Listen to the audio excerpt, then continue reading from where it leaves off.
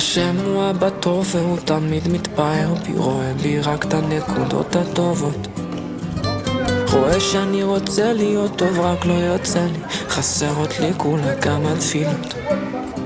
והשם הוא גם ראה את הרצון שהיה לי, כשניסיתי לא אמרתי נואשי, רואה בביזיון שלי, במר שהרגשתי, איך התחלתי שוב כל יום מחדש.